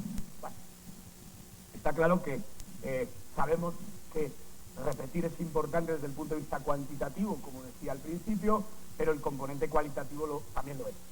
Muchas veces le dices, por ejemplo, a un grupo de jugadores de básquetbol, tiren ustedes 500 tiros, y están tirando 500 tiros como podrían estar jugando a las cartas. Porque están haciendo así, y están hablando con el de al lado, y, oye, me gustan tus zapatillas, o no sé qué, o tiran, bueno, no, tiran, pero... ¿Dónde está su atención puesta en este momento? ¿Qué aprovechamiento realmente están sacando a ese ejercicio estos jugadores? Porque, ¿qué es lo importante? ¿Que tienen 500 tiros por cumplir con el expediente de que han tirado? ¿O que realmente saquen un beneficio de ese ejercicio? Sabemos que hay técnicas psicológicas que pueden ayudar en este aspecto. Por ejemplo, si establecemos un objetivo de resultado, en este caso, en función de la habilidad que tiene el jugador bien ajustada, por ejemplo, podemos decir, bueno, pues, supongamos, tienes que meter en 20 minutos 100 tiros, y si lo consigues te vas. Esto es mucho más útil que decirle que tiene 500 tiros, aunque esté 3 horas sin ningún rendimiento, por ejemplo. Entonces, todo lo que es el manejo de objetivos de resultado en función de la habilidad del jugador, registros de rendimiento y contingencias favorables o desfavorables en función de que se cumplan o no los objetivos, es una combinación de estrategias muy interesante para poder mejorar el rendimiento de los deportistas en ejercicios de repetición de los entrenamientos, tanto de precisión como de esfuerzo. Y cuando además hablamos de ejercicios de esfuerzo, también tenemos técnicas que pueden ayudar a controlar el cansancio, incluso el dolor que hay que tolerar. Sí, la tolerancia al cansancio, al sufrimiento, es un factor muy importante en muchos ejercicios de repetición de esfuerzo. Técnicas psicológicas que trabajan a nivel de centrar la atención o desviar la atención dependiendo, o una combinación de ambas cosas. Incluso ayer Gloria Balaguer comentaba, pues incluso la práctica de imaginación puede servir en este sentido. Es decir, ayudemos al deportista que tiene que repetir muchas veces a que repita con calidad y a que soporte el esfuerzo al que está sometido cuando se trata de una repetición de esfuerzo, a que aprenda a tolerar el sufrimiento, a que pueda tolerar el cansancio, a que pueda tolerar el dolor. Todo esto es muy importante para que haya un progreso en el entrenamiento. Tenemos que ayudar a los deportistas a hacerlo. Bien. Otras veces no basta con aprender y con repetir, sino que además de aprender y de repetir, y este es un elemento muy, muy importante. Claro, nuestro objetivo final es que los deportistas aprendan cosas, pongan a punto cosas, pero que luego eso sean capaces de hacerlo en la competición. Entonces, el entrenamiento no puede dejar esta cuestión al azar, como pasa muchas veces. Pasa muchas veces esta chica que entrena saltador de altura, entrena muy bien, incluso, comentaba el otro día este caso me parece, pero un caso real, incluso salta los 2 metros en los entrenamientos. Podría ser una saltadora de élite mundial. Y sin embargo en la competición no ha pasado de 1,86, nunca. Y vuelve al entrenamiento y vuelven a estar pendientes de que es que el problema es que solo lo toca con esto y debería, entonces viene el biomecánico y hace 20 análisis, 20 estudios y tal. No, yo creo que no es esto, yo creo que es esto, y ahora más de aquí, en vez de tirar de aquí y tal. Y llevan años intentando corregir este problema. Pero vamos a ver, si salta a 2 metros en el entrenamiento, será un problema técnico. Como mínimo debería poder saltar 2 metros en la competición si lo salta en el entrenamiento. Otra cosa es que queramos que salte 2.05, a lo mejor entonces hay que mejorar la técnica, pero si la técnica de esta deportista le permite saltar 2 metros en el entrenamiento, también debería permitirle saltar 2 metros en una competición oficial. Pero no, siguen ahí con el biomecánico, venga a hacer estudios, venga a hacer... Claro, esto justifica a veces pues el que existan determinados laboratorios o determinados especialistas. Sin embargo, como decía el doctor Octavio Rivas, que conste que me lo ha copiado a mí, esto, el psicólogo sigue sin silla, sigue sin la silla puesta. Y se tiene que poner así para que parezca que tiene silla. Pero claro, la hacen así se cae. Porque no tiene, y toda esa gente sí la tiene, toda esa gente tiene la silla puesta. Y al final resulta que el problema de esta deportista es que su entrenamiento es decir, ¿cuántas veces esta deportista entrena en las condiciones de presión que tiene en una competición? ¿Cuántas? ¿Cuánto tiempo de su entrenamiento lo dedican? No 3, Cero. Es decir, cero tiempo. Entonces, ¿cómo va a mejorar?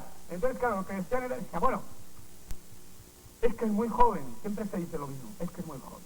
muy joven, lleva poco tiempo, tiene que coger experiencia, tal. Pero ahora ya incluso le has dicho, ya es muy veterano, ¿no? Ya no puede mejorar, ya es muy veterano. Y si ya no ha mejorado, ya no puede. ¿Cuántas deportistas pasan de es muy joven, o sea, tiene tiempo para hacerlo, ya lo hará, ya no puede hacerlo? ¿Y qué se ha hecho mientras tanto? Esperar algún milagro. Algunos deportistas van a ver a la Virgen de Lourdes en España, o la Virgen de Fátima en Portugal. Lourdes, al sur de Francia, Fátima, Portugal, ponen allí unas ofrendas, a ver si mejoran.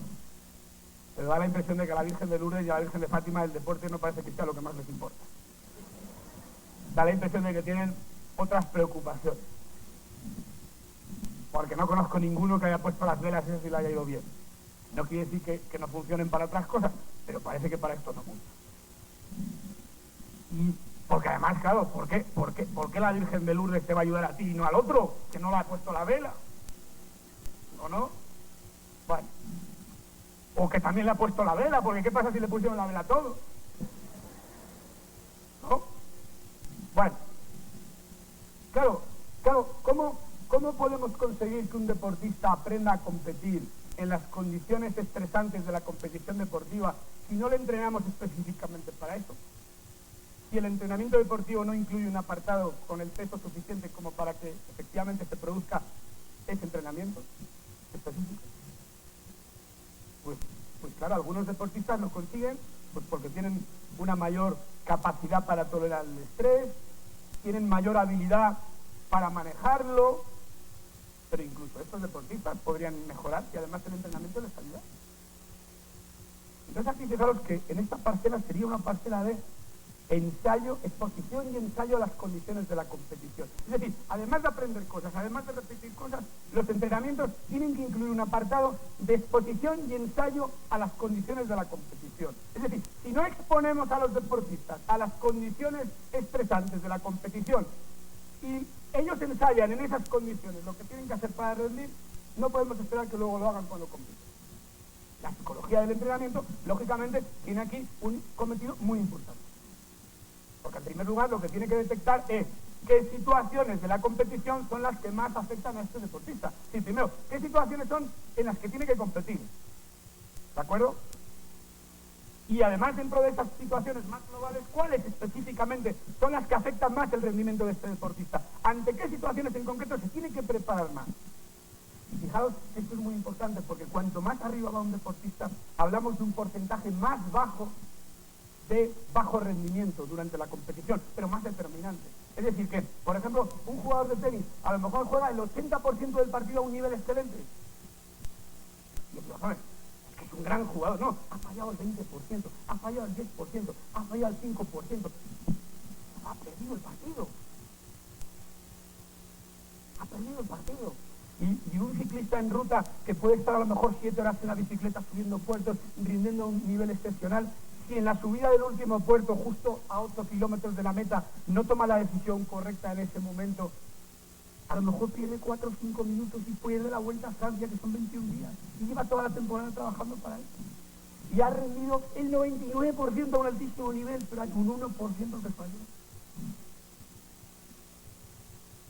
Entonces, cuando hablamos de la alta competición, no podemos hablar en términos cuantitativos en cuanto al error. Claro, esto es lo que pasa muchas veces. Muchos jugadores dicen, no, yo no necesito la psicología, porque en realidad yo juego a un buen nivel, estoy a un buen nivel, rindo a un buen nivel. Claro, el 95% efectivamente es verdad. Pero ¿qué pasa el otro 5%? ¿Qué pasa el día que el partido se pone mal? ¿Qué pasa el día que vas perdiendo? ¿Qué pasa el día que realmente ese extra debe salir a relucir? Es decir, hay muchos deportistas que sin necesidad de ayuda psicológica son capaces de rendir a un muy buen nivel la mayor parte del tiempo. La inmensa mayor parte del tiempo. Sin embargo, sin la ayuda psicológica no van a ser capaces de mantener ese rendimiento en ese porcentaje bajísimo pero decisivo de momentos críticos de la competición en los que están fallando. Y aquí es donde es muy importante prepararlo para eso. Eso hay que detectarlo. Y eso lo tiene que detectar un especialista, alguien que entienda mucho de esto, alguien que realmente sepa muy bien cómo ubicar la conducta, cómo saber qué es lo que la determina, cómo saber cuáles son todas las variables que están influyendo y situar las piezas correctamente, porque podemos tener todas las piezas del puzzle, pero no saber componerlo. ¿Puzzle dicen ustedes? Rompecabezas. Podemos tener todas las piezas del rompecabezas y no saber componerlo. Curioso. Y muchos tenemos todas las mismas piezas. Y por eso cuando alguna vez van a una conferencia y dicen, esto ya lo sabía, esto lo sabía. Bueno, realmente sabía todo lo que dijo. Y, es decir, tengo todas esas piezas, pero sé componer el rompecabezas. Sé componer el rompecabezas. Nunca se sabe componer del todo el rompecabezas. Probablemente. Siempre hay una pieza que parece que va a encajar, la última que te queda, y no encaja. Y tienes que empezar a hacerlo a lo mejor otra vez entero o parte. Pero lo que está claro es que hará mejor el rompecabezas. El que entiende de rompecabezas no solo tiene las piezas, además entiende de cómo se hace el rompecabezas. Que el que simplemente tiene las piezas pero no sabe cómo se hace el rompecabezas. Entonces, qué importante es detectar estas situaciones. Y qué importante es luego organizar el entrenamiento para que el deportista se entrene para esto. En dos vertientes. Por un lado, enseñemos al deportista habilidades psicológicas para que pueda controlar estos momentos críticos. El psicólogo debe realizar esta tarea. Por otro lado, organicemos el entrenamiento de tal forma que plantee esas situaciones para que el deportista se exponga a ellas y por tanto pueda, en primer lugar, cuanta mayor exposición se realice, mayor habituación y por tanto menor reactividad emocional, es decir, como lo del agua. Incluso fijaros que ahora no se me va a caer ni una sola gota. Se me ha caído una, todavía estoy poco habituado. Es decir, cuanto más te habitúas a las situaciones estresantes, más capaz eres de afrontarlas en principio. Aunque, ojo, es importante que la exposición sea lo suficientemente prolongada como para que efectivamente esa situación se produzca.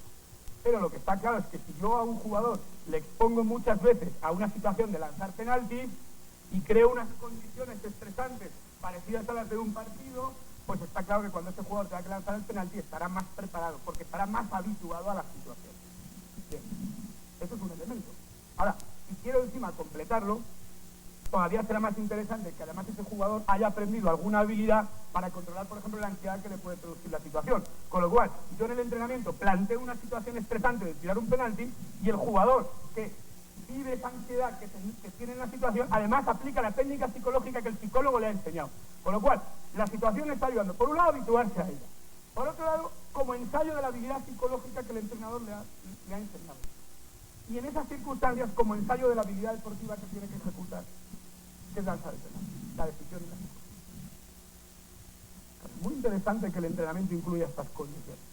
¿Sabes qué quiere decir? Tenemos que incluir, por ejemplo, situaciones de partido, supongamos, en las que el equipo va perdiendo, en las que el equipo va jugando con menos jugadores, en las que un jugador tiene que lanzar un tiro decisivo, en las que un jugador de tenis, por ejemplo, ha fallado el primer servicio y tiene que arbitrar en el segundo. Todo eso tiene que tenerlo el entrenamiento.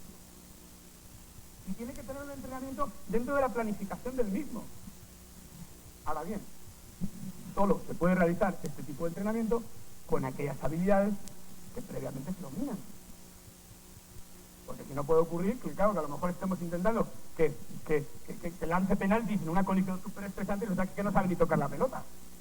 No, primero enseñémosles la habilidad, aprendizaje. Cuando ese aprendizaje ya existe, repetición, que repita. Cuando la repetición ya existe, exposición y ensayo de la habilidad en condiciones de la competición. Fijaros que esta es una parcela del entrenamiento en la que la integración del trabajo psicológico y deportivo se ve muy clara. Y más aún, se ve que la integración del trabajo psicológico del entrenador y el trabajo psicológico del psicólogo. Es decir, el entrenador tiene que ser capaz de diseñar situaciones potencialmente estresantes dentro de su entrenamiento. Y el psicólogo tiene que enseñar al deportista las habilidades que le van a permitir controlar situaciones. Bien. Además de aprender, además de repetir, además de ensayar y exponerse a las condiciones de la competición, además es importante preparar cada evento concreto de manera específica. Es decir, tenemos que dedicar un tiempo a preparar los eventos de manera específica. Cada evento es diferente. Y al deportista hay que prepararle específicamente para cada evento. ¿En qué medida? Pues en la medida que le demos peso al evento, claro. Lógicamente, a lo mejor en un equipo de base de fuerzas básicas, con fuerzas básicas, pues a lo mejor a esto no hay que dedicarle casi nada. Porque lo que hay que hacer es enseñar a los niños a jugar. Pero en el deporte de élite, lo que está claro es que la preparación específica de cada evento es muy importante. Si no basta con entrenar al deportista para que se enfrente a las condiciones en general de la competición, sino que además luego hay que prepararle para que se centre en una competición concreta y prepare específicamente lo que va a ocurrir en esa competición concreta. Bueno, de esto no voy a hablar más. Y por último, es importante evaluar lo que ocurre en el entrenamiento. Hoy en día está de moda hablar de la evaluación. Todo el mundo dice que hay que evaluar. Evaluación de programas, evaluación de la evaluación, evaluación de la evaluación de la evaluación. Preparemos a los evaluadores para que evalúen a otros evaluadores y todo está basado en eso. Y presentas un proyecto de algo y siempre te dicen, ¿cómo va usted a evaluarlo? Y luego, ¿y cómo va usted a evaluar al que lo evalúa? Y así sucesivamente. Y al final, y luego dices, bueno, ¿y qué metodología se está utilizando? No se sabe muy bien, no es importante. ¿Cuál es la ciencia que ha avanzado más en la evaluación del comportamiento humano? ¿Cuál es la única ciencia que realmente ha avanzado mucho en la evaluación del comportamiento humano? La psicología. Hay que intentar incorporar la metodología psicológica en cuanto a la evaluación de la conducta, a la evaluación del entrenamiento deportivo y del rendimiento deportivo en general. Es decir, muchos entrenadores planifican, pero de lo que he planificado, ¿cuánto he hecho realmente? Porque muchas veces hay que cambiar. Sí. ¿Cómo han rendido los chicos este día en concreto en las tareas en qué medida se está produciendo aprendizaje o no? Al azar, ¿sabes? ¿Qué tal va el equipo? Va bien. ¿Por qué va bien? Tengo un feeling, no sé, se ve que la gente, pues esto evidentemente pues no me puede estar bien, pero ¿cuántas veces tienes el feeling de que el equipo y pierdes 3-0, pierdes 4-0? Pero pasa que te acuerdas y dices, no, yo, acuérdate, aquel día Sevilla que ese día ganamos. ¿Te acuerdas de ese? Pero ¿cuándo ese día que Sevilla que creo que luego perdiste? Ese se te ha olvidado. Es que hay que ser capaces de evaluar lo que sucede de una manera rigurosa. Tampoco hay que ser esclavos dependientes de la evaluación y querer tomar tantas medidas y querer hacer tantos estudios. No.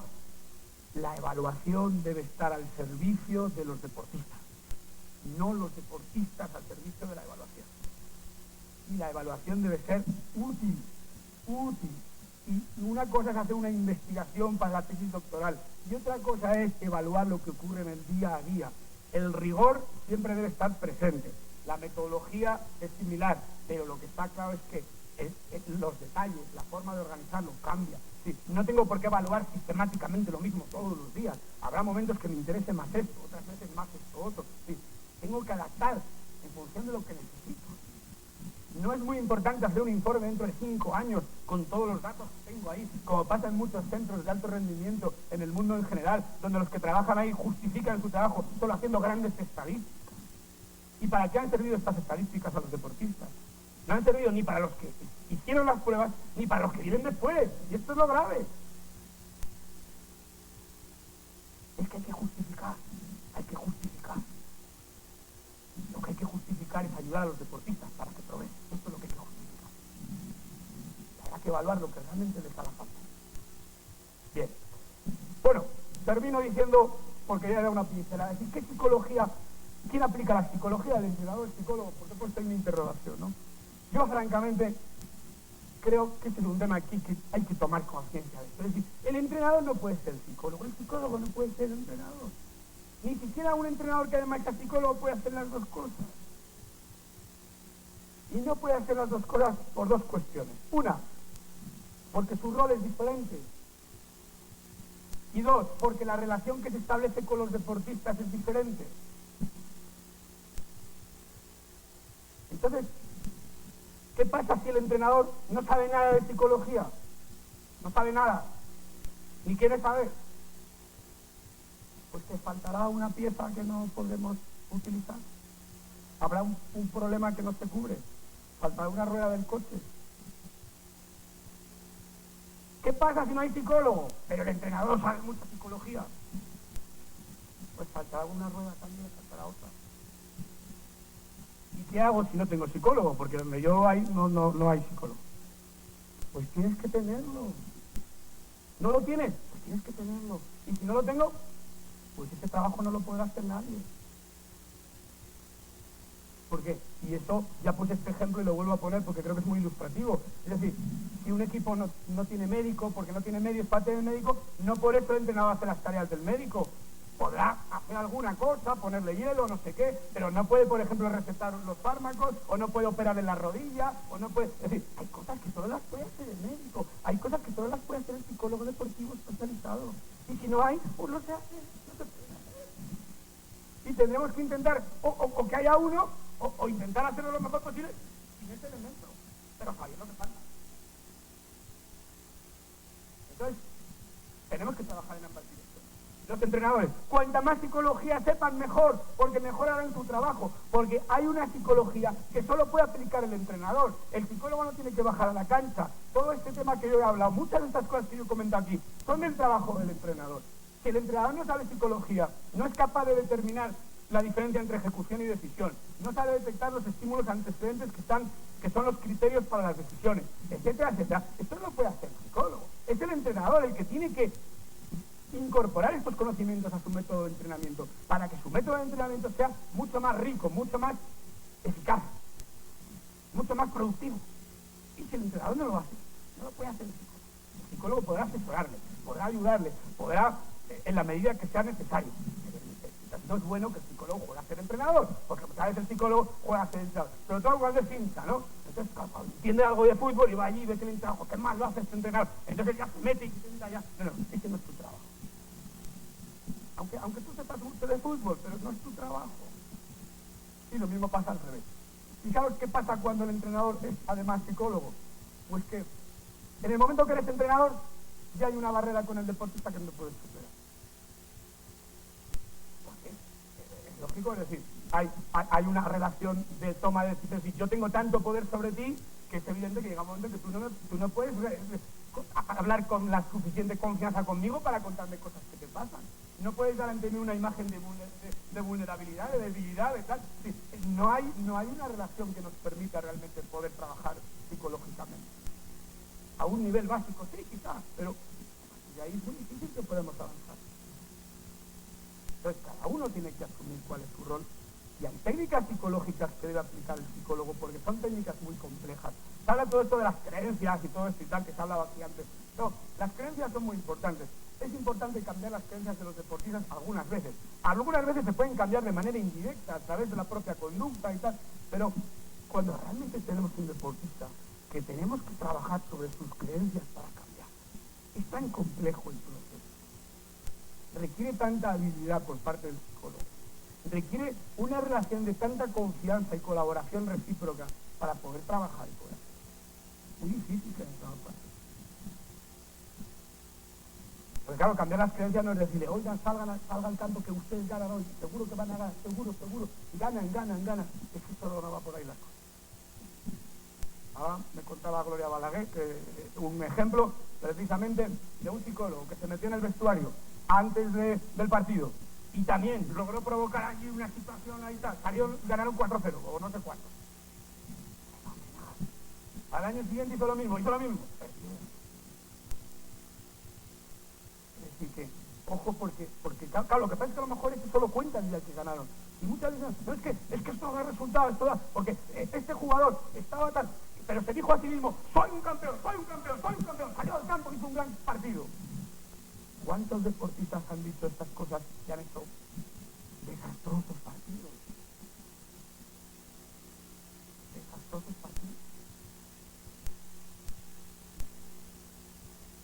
Normalmente, cuando una persona dice a sí mismo cosas que pueden ayudarle, tiene que haber una congruencia muy grande entre el autodiálogo y las creencias que uno tiene. Si la congruencia es grande, esas frases, esas autoinstrucciones, esas palabras de ánimo pueden ser muy, muy positivas. pero si hay una gran discrepancia, es decir, realmente yo no creo que pueda ganar este partido, pero digo, lo creo, precisamente eso crea una sensación mayor de inseguridad. A lo mejor en ese momento tal, pero 2 minutos más tarde, inseguridad, falta de control. Mal asunto. Bien, yo he terminado, habéis sido muy amables. Espero que os sirva para algo, por lo menos para haber pasado una mañana pues un poquito agradable. Muchas gracias.